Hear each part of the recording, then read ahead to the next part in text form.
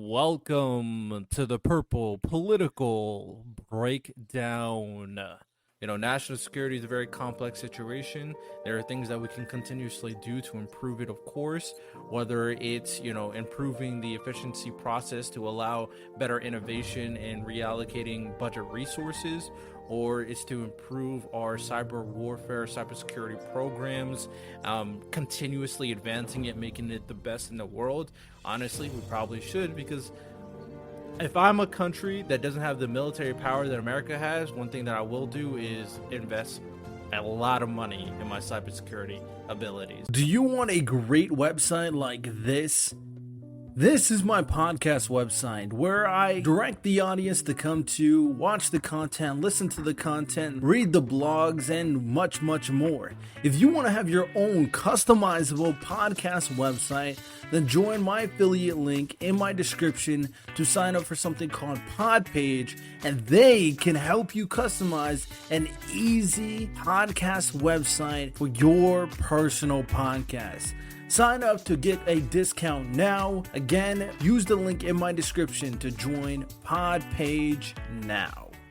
Are you enjoying today's podcast episode? I really hope you do. And I really hope you enjoy the fact that I have an amazing guest talking with me and having this great discussion. If you, as an individual, personally have your own podcast and maybe you want to have great guests on your podcast as well, I got a deal for you. In my description, there is a link to something called Podmatch. Make sure to join that link through my affiliate link so you can sign up to get matched up with other podcast hosts and podcast guests, so you make sure you are never missing an episode without a productive guest to have an amazing conversation with. Podmatch is similar to any other kind of matching site for the most part, and it's super easy to use. Just $6 a month and you can have a guest for each and every podcast episode that is tailored to your specific topic. So again, join the link in my description and join Podmatch now. Welcome back, ladies and gentlemen. This is your boy, Riddell Lewis, back at it again. We are here with the Purple Political Breakdown. As I said, we didn't have an episode live on Monday for Labor Day because we wanted to relax a little bit. But now we're back with some great discussions, great conversations, see if we can come up with some solutions as well. Now, today we're going to be talking about, the government. We're going to talk about spending and military spending a little bit to see the kind of nuances behind that. I think it'll be a very interesting conversation, of course. And in order to have that conversation, I have a guest for us today in Gene Moran. Did I pronounce that correctly? Absolutely. Hi, Riddell. Excellent. So, go ahead. Introduce yourself. Well, thanks for having me, Riddell. Great to be here with your audience. I am a lobbyist and consultant focused on defense issues and national security at the federal level. And a byproduct of that requires me to sort of keep up with what's going on in politics at a macro level and foreign relations, where our place in the world is. How are we doing? How are we prepared to sustain that? And I spend a lot of time helping defense companies try to help the government get the best outcomes and solutions that it needs in order to maintain a state of readiness. So I sometimes say that I work at the nexus of politics and national security. All right, very interesting. So before we kind of dive into the nitty-gritty of the stuff you're referring to and national security and potential worries you may have or potential misconceptions that people have in terms of it, I'm gonna obviously start off with what you need to know. What is going on? If you're not caught up with current events, these are a few things that you may be interested to know in terms of the political landscape, of course, and I would love to hear your opinion about it as well, Gene. A few things that are going on. Mitch McConnell freezes again on the podium, raising questions on the validity of some politicians and their ability to kind of function as an everyday individual. So There's been a question that kind of popped up, and I guess we could talk about that a little bit later on should these politicians be vetted in terms of like having a cognitive test at certain points to kind of make sure that they're a functioning member of society, especially being a governmental leader. So that's a definitely interesting question, of course. We also had a Texas impeachment of Attorney General Ken Paxton for potential corruption charges that is going on. Proud Boys have been sentenced. Some leaders or former leaders of the Proud Boys have been sentenced in relation to the January 6th riot, insurrection, whatever you want to phrase it. 61 people were indicted in Georgia on racketeering charges. Apparently, I think there was firefighters and police force were doing like a routine training, and a bunch of people just showed up and just caused a huge ruckus, and it was not good. And the last thing is that apparently we have been making waves on synthetic embryos. It seems like these embryos have been created without the use of sperm and fertilized eggs, and it's supposed to simulate around, I think, the first 8 weeks of an embryo, and it gives a interesting insight on the growth process. So that's a very interesting thing as well. So a lot of things going on. Do you have any opinions about recent news, or do you have any news on yourself? I try to help companies look beyond the headlines sometimes, and everything you've mentioned is certainly interesting and relevant. I will say that the synthetic embryo issue is a bit outside of my scope of daily focus. I'm much more focused on the national security perspective of politics. But maybe we could address how different state legislatures are acting in addressing some of these issues that have a national effect, but are affected first by how a state legislature acts. Something that you didn't mention, but that continues to come up, are various ways that China is probing and testing the U.S. There have been a variety of incidents over the last several months, some of which are reported, some of which seem to go unreported or at least underreported and are only focused on within a very small national security set. But China has been buying up land in Africa that has strategic minerals and resources associated with it. Those are resources that we need in our supply chains. In some cases, rare earth materials are not available in the U.S. and have to be outsourced or sourced from out of our country. China has been working on this for 20 years. We've had probes at our military bases. Dozens and dozens of Chinese nationals have attempted to gain access to or just take pictures of bases. We had the ship patrols up off Alaska about 2 weeks ago, maybe 3 weeks ago, 11 ships, Russia and China combined. The U.S. put 4 ships against that, from our Pacific fleet. Was that all we could muster at the time? Was that an adequate response? I think there is a readiness issue burbling under the surface, a U.S. readiness issue to put our money where our mouth is with respect to some of our China policy. We're being tested regularly. It doesn't seem to get reported on by national media in a detailed way such that people could understand it.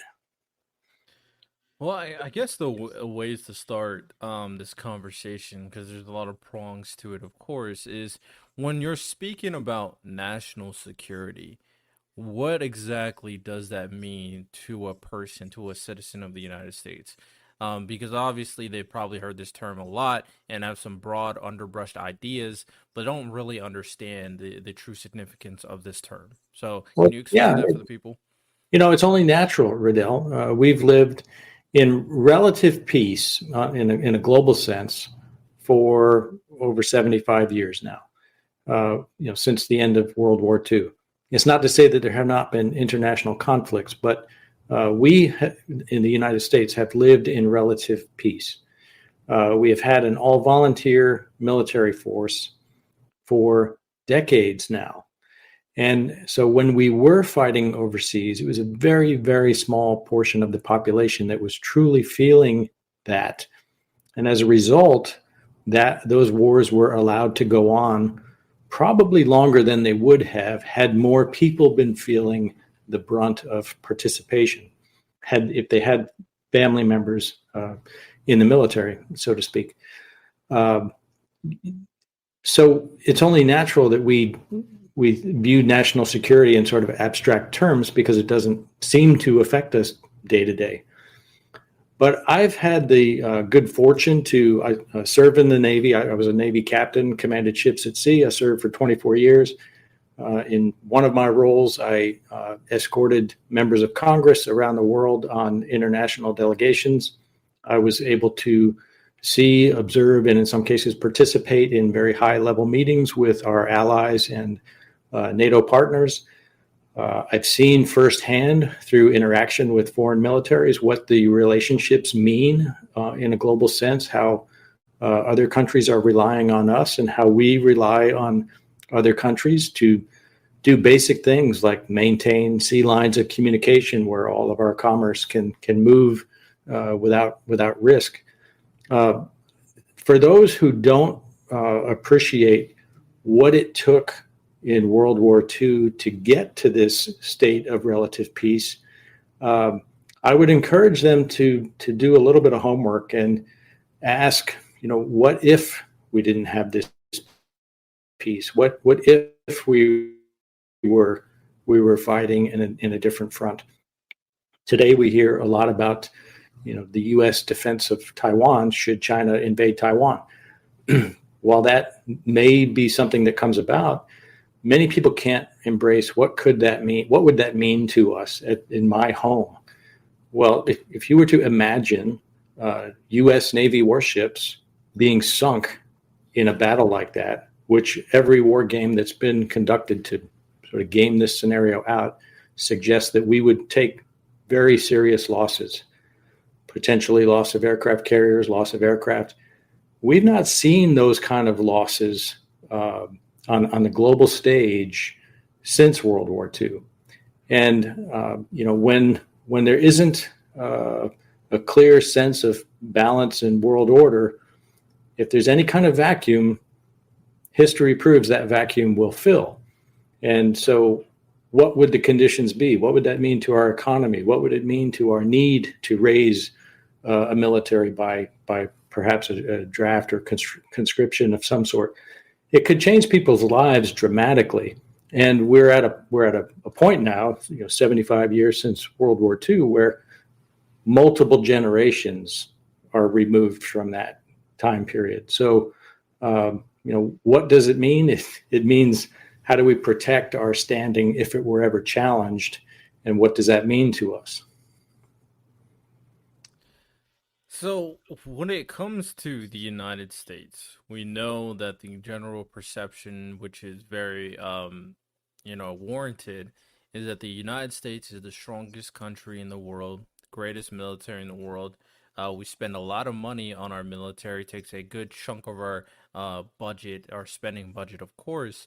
So we, in terms of our resources, our weaponry, our tools, and our military, it trumps basically everybody else, including China, including Russia, of course.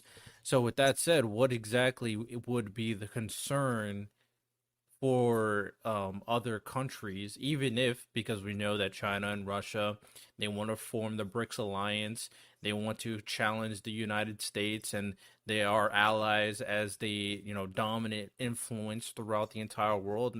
They even want to challenge the U.S. dollar. So with those are different scenarios, and obviously we can break into them piece by piece. But in terms of the fear of being challenged militarily, some people would say that's probably the least of our worries because we're just so much more dominant than everybody else. So what do you think about that? Well, think back to then General Colin Powell, who very articulately voiced the need to proceed with overwhelming force. If you're going to get into a conflict of some type, you want to bring overwhelming force. We cannot deliver overwhelming force the way we could 2 decades ago, 1 decade ago, 5 years ago.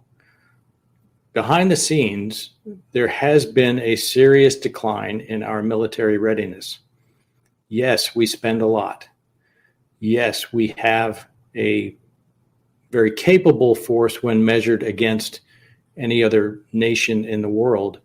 However, it doesn't mean that they're going to produce a slam dunk.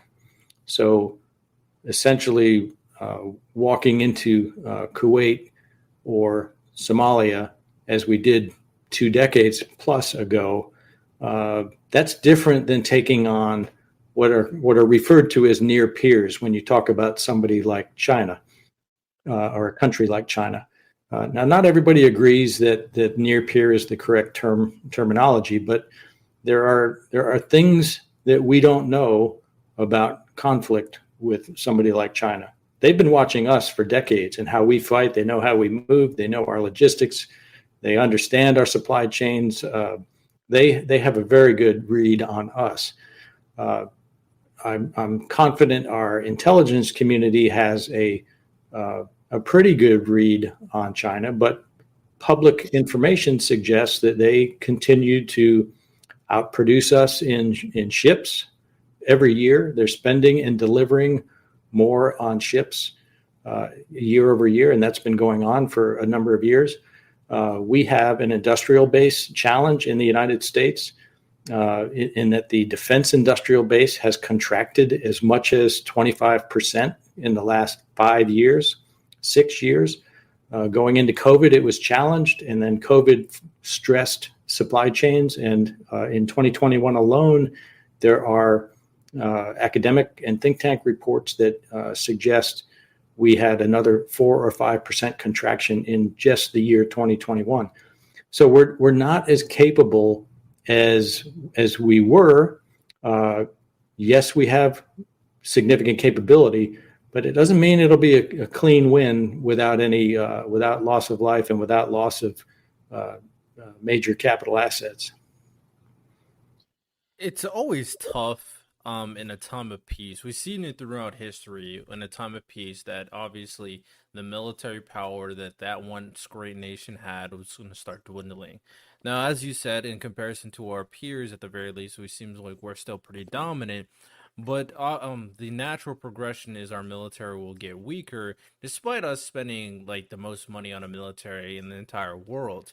So, with that said, what is the recommendation do you really have for us in terms of military readiness?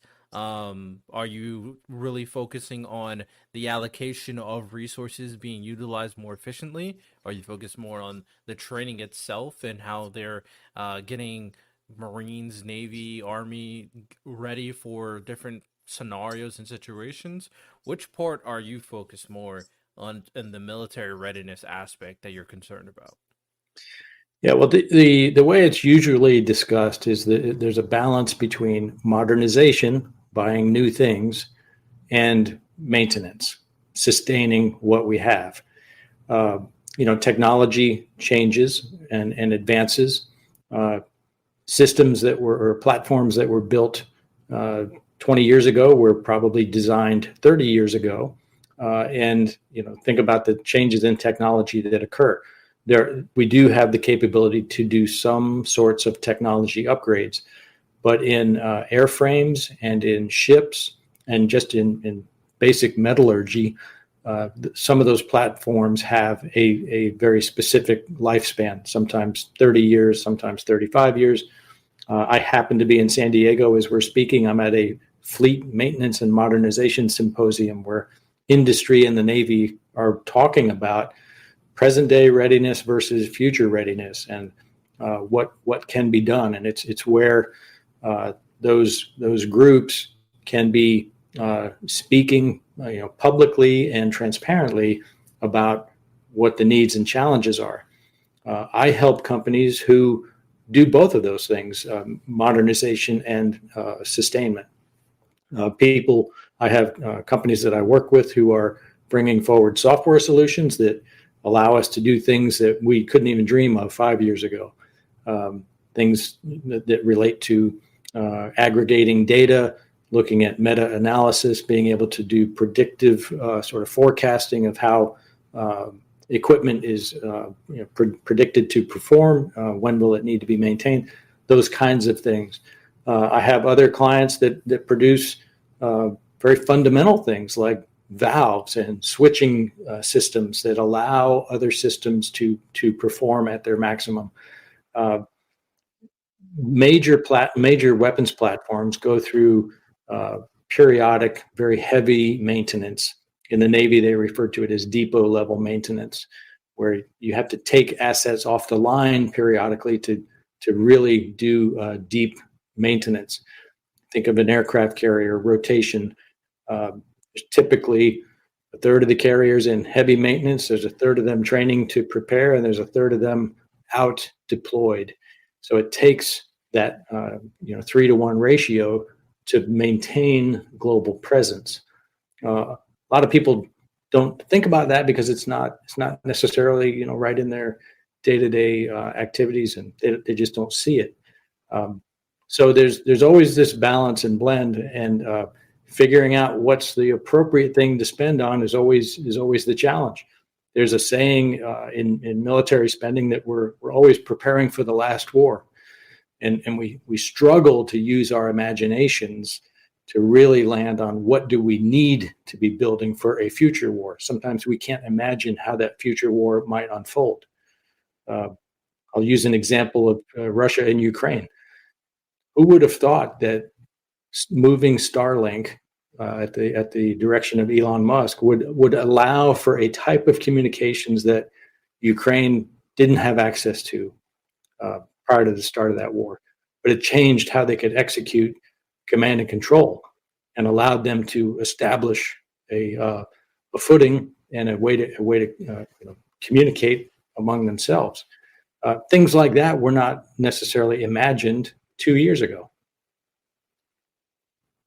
So it seems like, so are you saying that the biggest worry is innovation right now for our military readiness? Which, do you think that a country like China is probably more innovative, and have more foresight to potential conflicts in the future? Do you think that is the prime issue? We're the most, I would say we're the most innovative country in the world. Our processes prevent that innovation from coming forward swiftly and easily. And by processes, I mean the way that we develop a budget, for example, at the federal level. It takes 3 years for that budget to be developed and approved by Congress, and then for items to be put on contract. So we just talked about Starlink as an example. I said 2 years ago it wasn't possible to do what was done.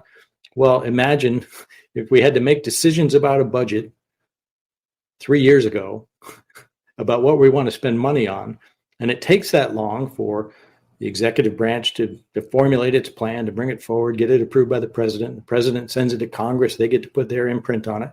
And then the contracting world takes some time, the acquisition phase. So there are 4 phases of budgeting. And I know this can sound very arcane, but in very simple terms, we formulate a budget. The budget gets legislated in the form of spending bills and authorization bills. Then it goes to an acquisition phase where a government buying community surveys the industry for who can produce this, and then it gets put on contract. And that all takes time. And so the Apple and the Google sort of mindset of Silicon Valley, where everybody can move so fast, that does not exist in the government buying world. There are efforts to try to speed it up, but that kind of change will take time. We're using a budgeting process that was developed in the 1960s. It's called PPBE, Planning, Programming, Budgeting, and Execution. And it was brought to DOD and then to government by then Secretary McNamara. And we have made marginal adjustments to that. And it was brought forward as a way to manage these large sums of money using a programmatic methodology that was intended to ultimately save taxpayer money, because there would be some responsibility and accountability, but it's so slow and cumbersome that it just crushes innovation from coming forward.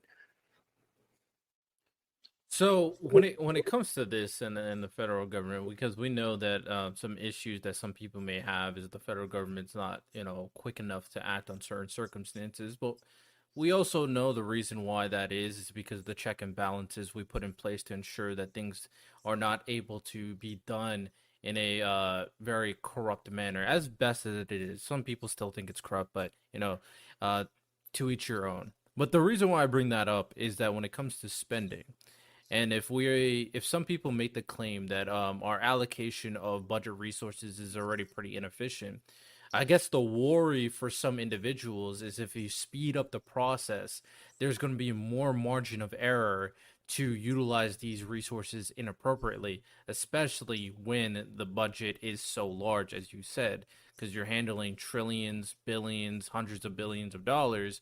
And the great thing about innovation, as we know, is that something new can come out, something fresh can come out, and it could change the course of what is.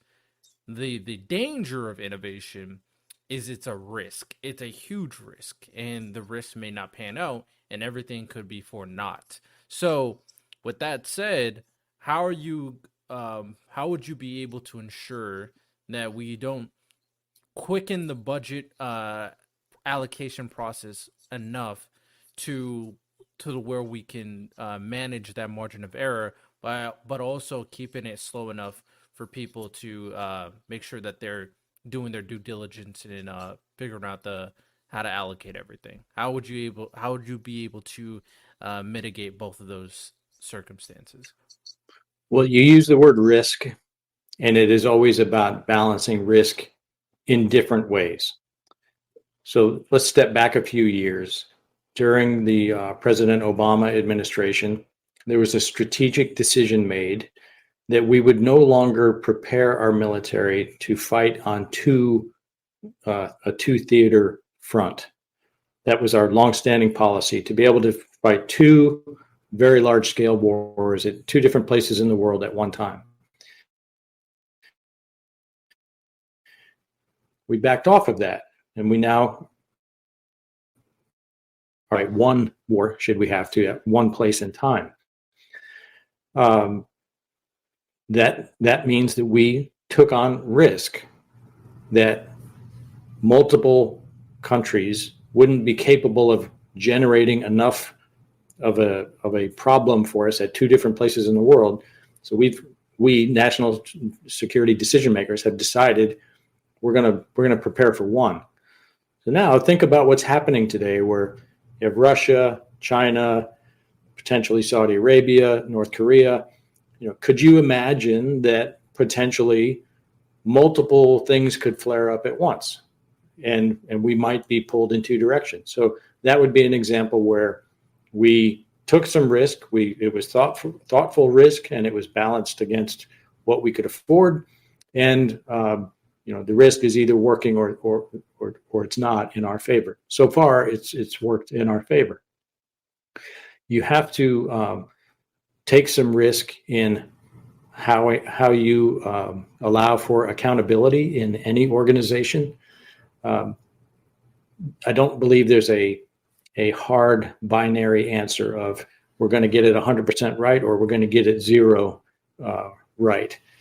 There's going to be some middle ground. So our defense budget is roughly $850 billion. Pretty soon it will be $1 trillion. We're not far from that. How much of that is acceptable waste that is the friction of a bureaucracy this big? Is it a few $1 billion against 850 billion? I don't know the answer to that. It's a rhetorical question, but we have to get more comfortable with some ambiguity and with allowing for accountability. It's very rare that we see very high-profile people fired for some failure. And I'm not saying that there's anybody that should be on the chopping block, but holding people accountable is one way to manage risk. That's a complicated problem, for uniform people, for senior government people who spend their career in government, running the bureaucracy. Just in the Pentagon alone, there are nearly 30,000 people at work every day. That's a huge workforce, and that's just the Pentagon. So the scale of this problem, or of this challenge, I should say, is far greater than any other situation that exists anywhere on the globe. And to expect that we can get it 100% right, I think is misguided. Which is very understandable. I definitely agree to that. So with that said, I guess to cover all our bases, to kind of ask a different question in the same vein, is that if we were to lower the terms that you're referring to in terms of creating a budget, but also lower the amount of money that we're using in terms of spending for the defense budget, would you be an advocate for that? Or do you believe that we should keep the same amount or increase the amount while also lowering it? So I'm just curious on your opinions about that. Well, I'll share just a couple of practicalities of how federal funding works when it's being spent, through a government checkbook. The money it comes to the executive branch via a congressional appropriations bill. So for defense, there is a defense appropriations bill. And in that bill, it breaks down by service and then by funding account how much money will be spent by each department on which types of programs. So classes of ships, types of aircraft, submarines, tanks, wheeled vehicles, personnel spending, all of those things are various accounts of money. You're not allowed to, the executive branch is not allowed to move money around across those accounts without going back and asking permission of Congress. If they want to move money in amounts greater than $10 million, they have to go back and ask Congress. Now think about that. If our shipbuilding budget is $20 billion and we need to move money from one program to another, it's probably going to be more than $10 million in many cases. And that takes time for that review process to take hold. And so when it goes back to Congress, there are 4 defense committees, 2 in the Senate, 2 in the House. One does authorizations, one does appropriations. All 4 of those committees have to approve that $10 million movement. So is that a way to run something that's this big? There might have been a time when 10 million made sense, but that number needs to change. These are just a couple of examples of the sorts of procedural speed bumps that exist throughout the government process. And so is it just a matter of changing how much our top line spending is? No, that's part of it. How money moves within the system, that's part of it. And then what kinds of things are we buying? Are we investing in the right kind of programs? Those decisions are always relevant. Stop right there. Yes, this is a little mini ad. Don't skip. Don't skip.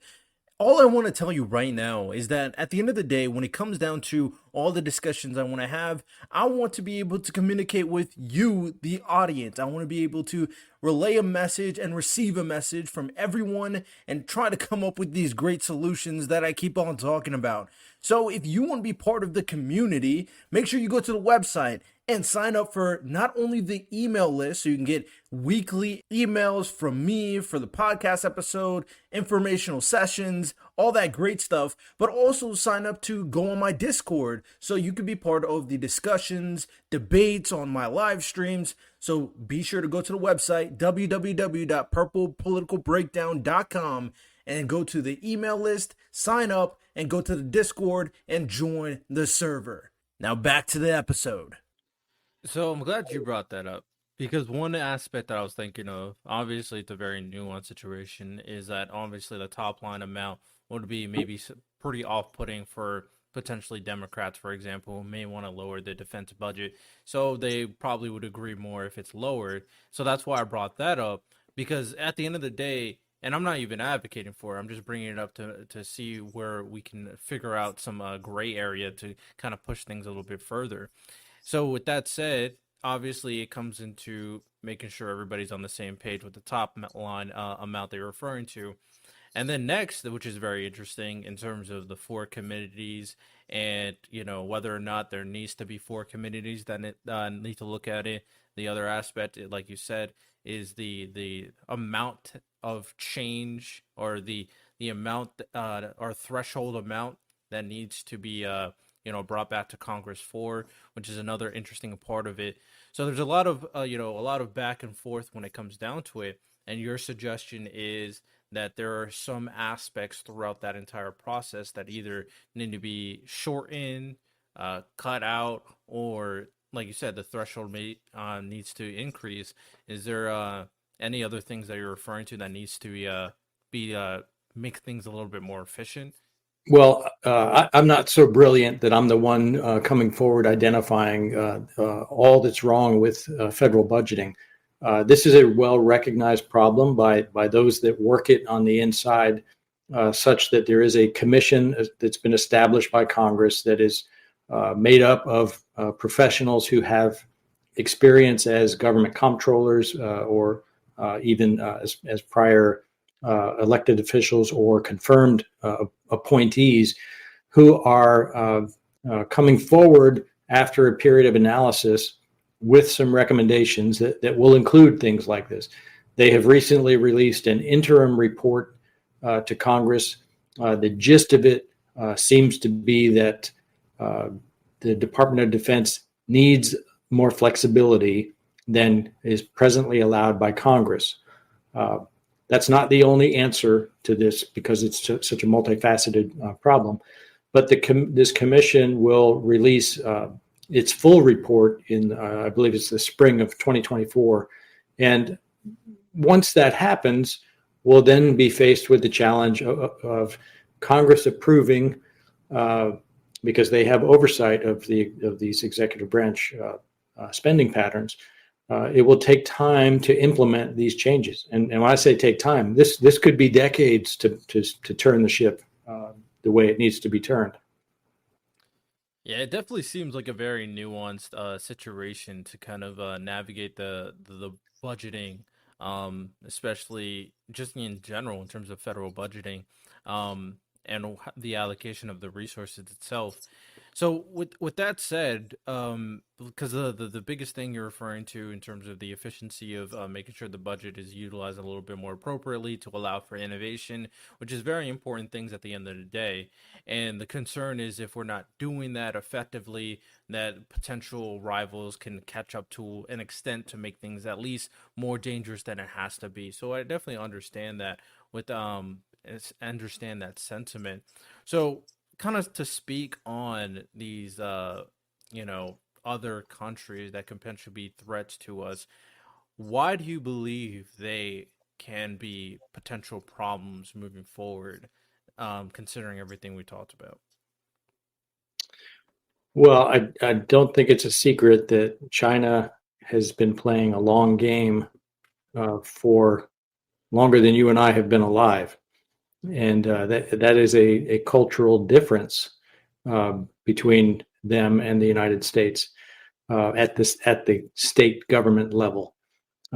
They see themselves as a dominant superpower of world events. Not unlike the United States feels that it has an exceptional place in the world. North Korea certainly has capability and expressed a desire for more. Iran certainly has expressed displeasure with how it's been treated in the world and wants to be out on the public stage. Russia has made no secret of its desire to have a stronger role. These are just a few countries that don't make a secret about what their greater intent is. We, as a United States, have to pay attention to that, and we do. I think at the state level we do. But think of how the average citizen consumes news. We don't consume news well. The average American does not complete a single book in a given year. So we're not particularly well informed. We live and speak in sound bites, and we are not particularly clear with our language when we talk about why we believe something or support something or think something is good or bad. And so the nuance gets lost and the detail gets lost in just communicating effectively with one another. You made some broad comments about Democrats versus Republicans. There's some excellent academic work. A academic named Lee Drutman has documented that there are really 6 different flavors of Republican that are in the votership right now, ranging in degrees of conservative to much less conservative. Similarly, the Democratic Party has some extreme progressives, and they have very centrist people as well. There are many Democrats that support a strong national security. Before 2016, there was a classification, so to speak, called the Blue Dog Democrat, which was a sort of a centrist Democrat that fell in line with a strong national security position, but also was socially a little more liberal. So I'm very hesitant to paint with the broad brush on political ideology and its place in how some of these things get resolved. There is no one right answer. There are multiple variations on answers that will work. Yeah, I definitely agree to that. The kind of the reason why I started this podcast is I believe in that nuance that these things, these conversations are more important to adhering to an ideology on the left or the right. What we see based off the broad brushes that you're referring to are probably one instances of potentially crazy progressives or radical conservative Trump supporters that people are just not fans of, and they got a negative light overall in the media and the social media, of course. Um, with that said, when it comes down to our national security, the military part is very important because we want to stay as the military power, we want to stay powerful to handle these situations, of course. And at the end of the day, that should probably be kind of end all be all. We got to take action when we take action, of course. There are other aspects that people are probably concerned about, which I'm curious to hear your thoughts about. Is that our national security that people are concerned about is obviously related to the internet. One thing that people are potentially concerned about is other countries' influence onto our people. TikTok is a prime example where people were bringing up that China's influence on TikTok could potentially be damaging to the American citizens because of X, Y, and Z. The internet obviously closed the gap between information and interactions between people across the world. In terms of the role of the internet and the American people, and like you said, they may not be reading books or consuming the news well, but they're definitely on the internet all day. So with that said, what is your opinion about our national security versus how we treat the internet for the American people as of right now? There are a couple of things there, Riddell. I think a casualty of this speed in communication that comes with the internet and all the applications that are available, the casualty has been the truth, in that we don't have immutable sourcing of facts the way we liked to think we did when it was just limited to print journalism. Now, we could argue that, but I think there was a time when there was some standard of what constituted libel, and it could be prosecuted. I think those days are gone in terms of who is the arbiter of truth. In terms of security, there are a couple of different ways to look at this. There are reasons that Russia and China and many others probe our systems. They want to learn things. It's no secret that China has taken our intellectual property, in many cases related to national security. If you look at the history of the development of the F-35 in our country, for example, and if you see how quickly China has been able to build something that's pretty close, they've done that because they stole our intellectual property from many places. Recently, Microsoft experienced a hack. If one of the largest software companies in the world can be hacked by another nation or another rogue entity, then anybody is vulnerable. A few years ago, the entire Office of Personnel Management for the government was hacked, such that any person who holds a security clearance, I count myself among them, but it's millions of people who have security clearance records, they were all compromised. This is happening not dozens, not hundreds, not thousands of times a day. It's happening millions of times a day in all aspects of our lives. Some of us, I think, foolishly believe we haven't been hacked. You probably have. You may not have had anything of value that hacker wanted, but your system has probably been penetrated. I have had clients who've experienced ransomware attacks or a cyber attack.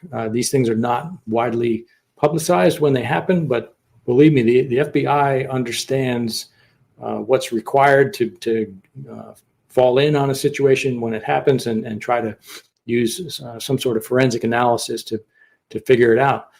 In terms of companies that I work with who sell to the federal government, the government is trying to enforce cyber standards in materials that are brought forward to the government, and how companies' internal systems comply with cyber protection features. Those are very expensive things to install. For a very small company to even get to the most basic level of compliance with government cyber standards, they might have to spend $100,000. Depending on where you sit, that's either a whole lot of money or that's not much money at all. But for a startup, that's lifeblood. I am a proponent of the government funding those sort of security, required security protocols. So if the government is going to require a small business to have a certain standard of cybersecurity, the government should help that small company pay for that. This is my belief. That might cost us a few $1 billion to do that. There are anywhere between 500,000 and 1 million companies in the defense industrial base. Say that costs us a few billion to do that. It would save us billions more, and it would allow a speed of entry that we're not seeing of new innovative companies coming forward. So cyber is huge. It's likely to be an essential part of the next major conflict. It is certainly a part of how we would respond to a conflict, and it's extremely complicated. I'll tell you a quick story. It was not that long ago when I was a corporate lobbyist for a defense company, and I had a boss who was a little bit older than me, but a pretty smart guy. And at the time, cyber was being mentioned everywhere. Cyber this, cyber that. We got to get into cyber. And he said, "Bring me a bucket of cyber because I don't even know what it is. You got to show me what it is." And now we kind of understand what cyber means, but that transition has taken us too long to get to.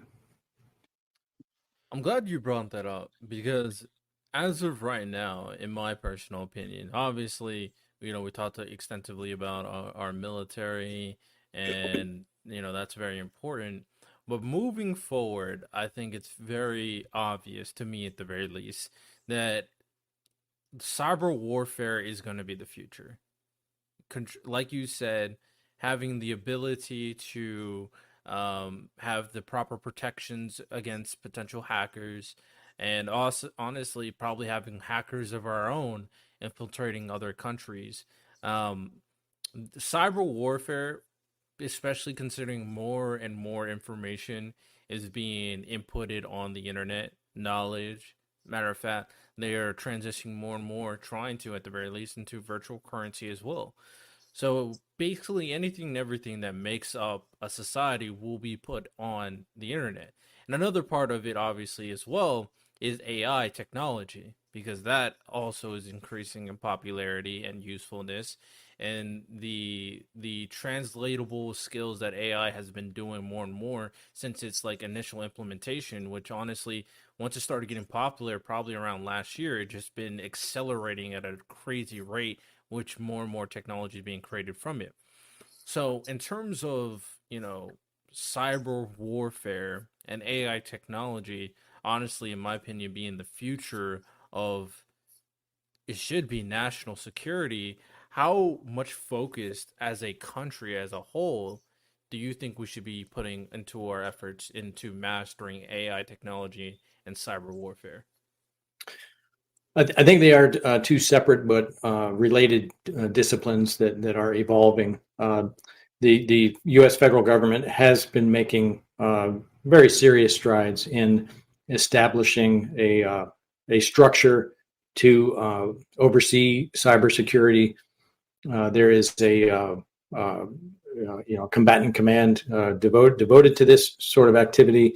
There is in each service, there is a command devoted to cyber activity. There are cyber warriors across our Department of Defense who are, specialists in this sort of stuff, and they were, digital natives, so to speak. They grew up with some of these technologies. In terms of AI, I think we have to accept what it is. Gary Vaynerchuk, a very hugely successful entrepreneur, says, "Hey, AI is what the tractor was to the farmer." There was a time when we didn't have mechanical implements to do farming and to speed farming up. For the most part, any technology that has come along has improved the condition of man. Some could argue that. I would say nuclear weapons are probably an area where we have not quite mastered that. We've kept that genie in the bottle, but not without having experienced some pain in the early days. But most other technologies seem to improve the human condition in some way, and it's a matter of us mastering them. So there's generative AI could be something that speeds progress along and makes people and companies and enterprises much more efficient, because there are many tasks that we do that are fairly repetitive, and they may not be routine, but they don't require us to start from ground zero every time. They're in the world of predictive AI. That can be of tremendous benefit to us to be able to see around corners, so to speak, of what might be up ahead, and to help our thinking move more quickly to ultimately allow us to use our imaginations to a more maximized in a more maximized way. to imagine what the future is that we're trying to prepare for.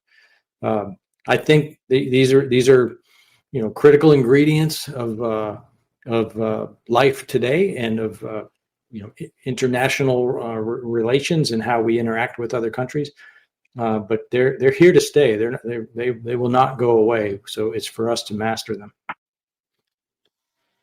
So to kind of touch upon that, I'm just genuinely curious because I can actually see this being something that's implemented in the future. Because, like I said, I think cyber warfare is going to be the future in terms of, you know, conflict, getting information, ruining systems on other countries, et cetera, whatever you want to bring up. Can you see a future where the another military branch is created purely for cyber warfare?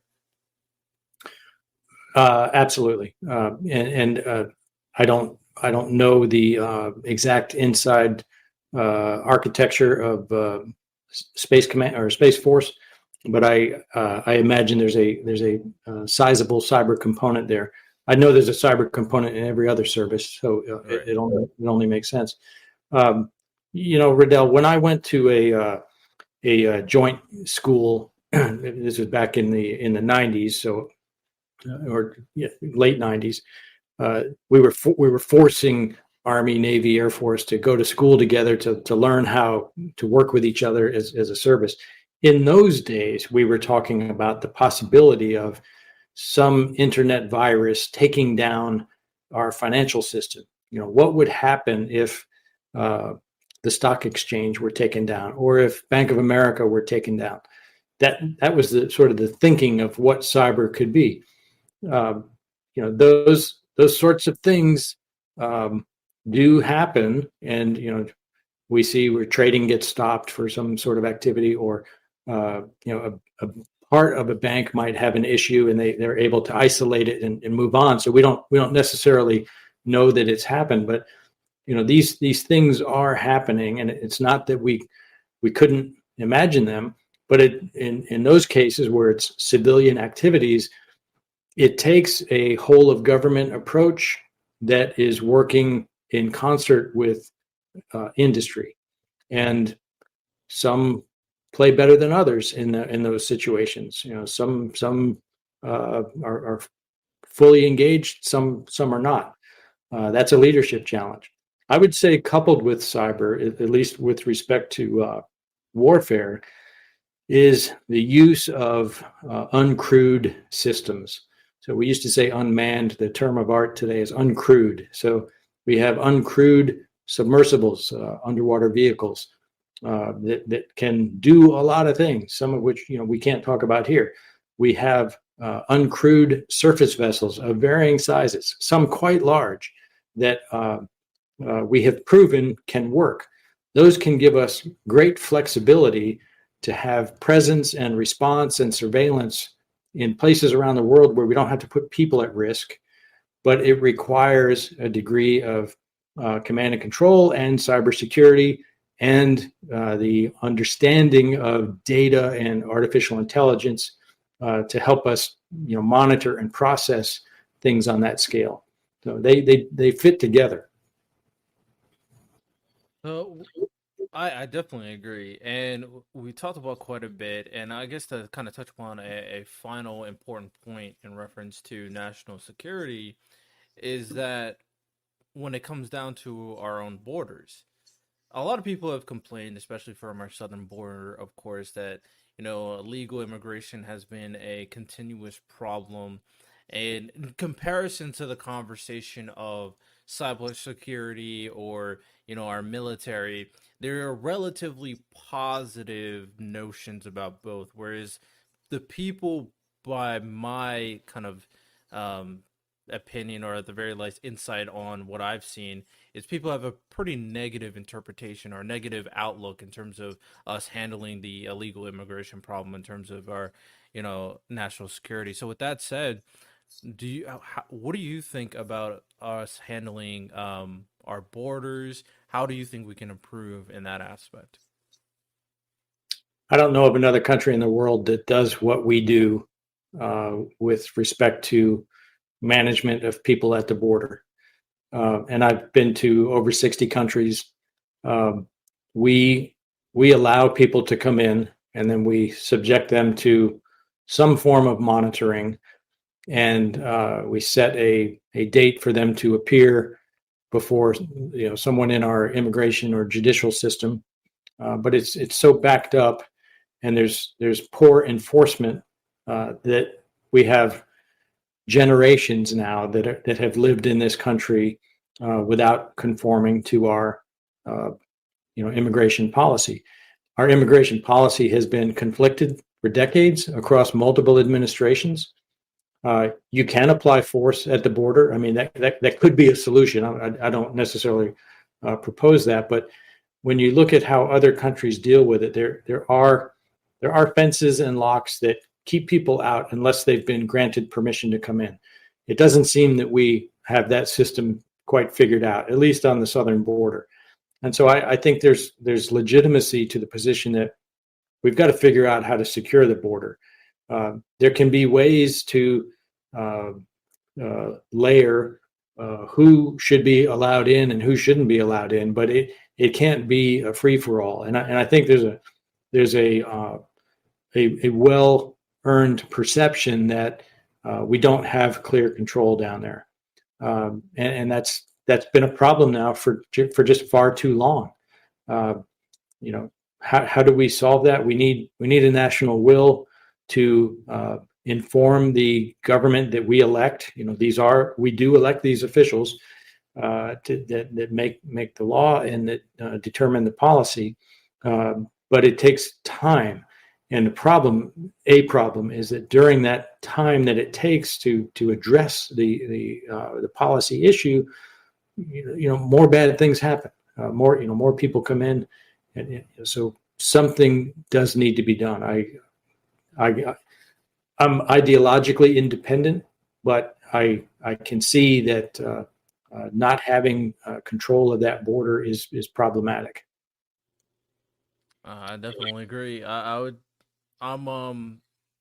always think when it comes down to the border that there's really no good reason to allow for such ease of access to an extent in terms of illegal immigration and the efficiency of us, making sure that the right people are coming in, making sure we're keeping tabs on the people that are in, and the overall security of the southern border as we're talking about. So I'm in a very similar vein, and a big thing that we advocate for on this podcast is that even if you're one of those individuals who are probably pro-immigration, which is nothing wrong with being pro-immigration. I think immigration has played a lot into creating the melting pot that is the United States of America.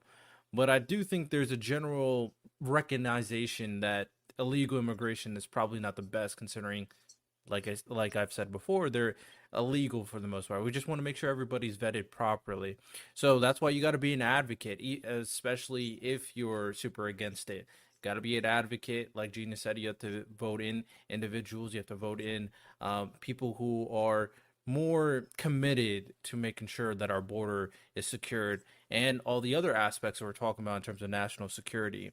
National security is a very complex situation. There are things that we can continuously do to improve it, of course, whether it's, improving the efficiency process to allow better innovation and reallocating budget resources, or it's to improve our cyber warfare, cybersecurity programs, continuously advancing it, making it the best in the world. Honestly, we probably should, because if I'm a country that doesn't have the military power that America has, one thing that I will do is invest a lot of money in my cybersecurity abilities. So we got to make sure we're the best and that nobody really touches us. So there are definite aspects that we can continuously improve. Being stagnant, being ignorant of that would be very lazy and very foolish at the end of the day. So with that said, talked about a lot, Gene. So before we wrap up, you have any final things you want to say? I would put a cherry on top there with your final comments, Riddell, in that, for democracy to work, let alone achieve its promise, it requires citizens to be informed. you and I have just had an hour plus discussion here that's not been the least bit contentious. We may or may not agree on the issues. Others may or may not agree on the issues, but the yelling one's position louder, or speaking through a singular channel to try to convey your position isn't the way that this will ever be solved. And so I mentioned that truth was something that's been compromised as a result of speed of information. I think we need to find truth and find common ground and have legitimate discourse. We don't have to agree on everything. I commend you for this podcast that focuses on voicing reasonable perspectives and understanding everyone has a right to their position and opinion, but that means everyone has a right, and so let's talk about it. 100%. That's what we're here to do, of course. So I really do hope you guys enjoyed this podcast episode. You can find Gene's information on the website, on his guest profile, of course. Rate it 5 stars if you enjoyed, like it, all that stuff. Follow all the socials, of course. Y'all have a good. Well, check it out, y'all. We got what you need. We're all living in apartments, condos, vans. Well, dude, even you can have a studio in a box. Yes, we can help you with that right here at Blind Knowledge. We work on your budget and we figure out your measurements. We'll get you the best sound for the best price. Let me know, 877-237-1143 or at blindknowledge.com. Yep.